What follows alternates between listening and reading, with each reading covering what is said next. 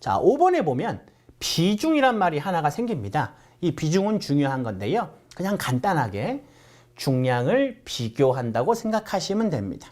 그럼 지구상에 제가 여러분들 몸무게가 어저께 쟀더니 한 80kg이 나옵니다. 제 몸무게 80kg은 무거워요, 가벼워요? 모르죠. 어떤 분은 분명히 가볍다고 하시는 분도 계시고 어떤 분은 분명히 무겁다고 하시는 분도 계실 겁니다. 왜 이렇게 다른 답이 나옵니까? 라고 하면 여러분들은 전부 다 본인의 무게하고 비교하고 있었을 거예요. 저보다 몸무게가 가벼우신 분은 저한테 무겁다고 했을 거고요. 저보다 무거운 분들은 저보고 가볍다고 얘기를 했을 겁니다. 그래요. 뭐가 필요해요? 비교 대상이 필요하죠. 비교를 누구하고 할지의 가장 중요한 대상, 기준이 필요합니다. 그 기준은 항상 분모에 배치가 될 텐데 지구상에 있는 모든 물질은요, 누구하고 비교하게 됩니까? 맞아요.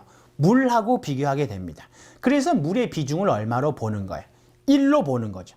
1보다 크면 물에 가라앉을 거고 1보다 작으면 물에 떠 있을 겁니다. 그래서 물하고 비교할 텐데 그 물을 항상 어디로 보는 거예요? 분모, 기준은 항상 분모에 대입을 하는 겁니다. 그럼 보시면 자, 비중을 보겠습니다. 항상 분모에 누가 존재하는 거예요? 물이 존재하는 겁니다. 이해되셨어요? 그 물에다가 오늘 새롭게 들어오는 유체에 대한 단위 중량, 그럼 밑에 있는 물의 단위 중량, 위에는 유체의 단위 중량, 또는 밑에는 물의 밀도, 그럼 위에도 유체의 밀도 이렇게 들어올 수 있겠죠. 그러니까 결과적으로 비중은 단위가 있어요, 없어요? 없어요. 그래서 얘를 보통 우리가 뭐라고 얘기할 수 있는 거예요?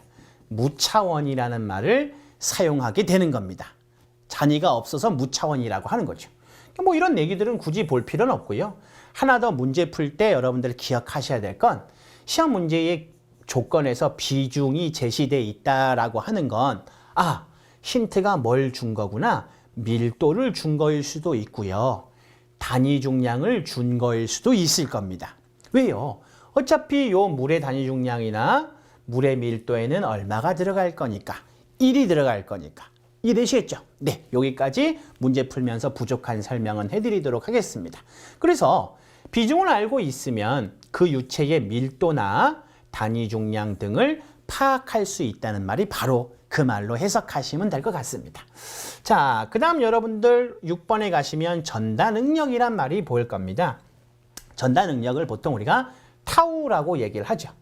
그래서 타우는 뮤 곱하기 dy분의 dv라는 공식을 학습하게 됩니다. 이게 뉴턴의 점성 법칙을 얘기하는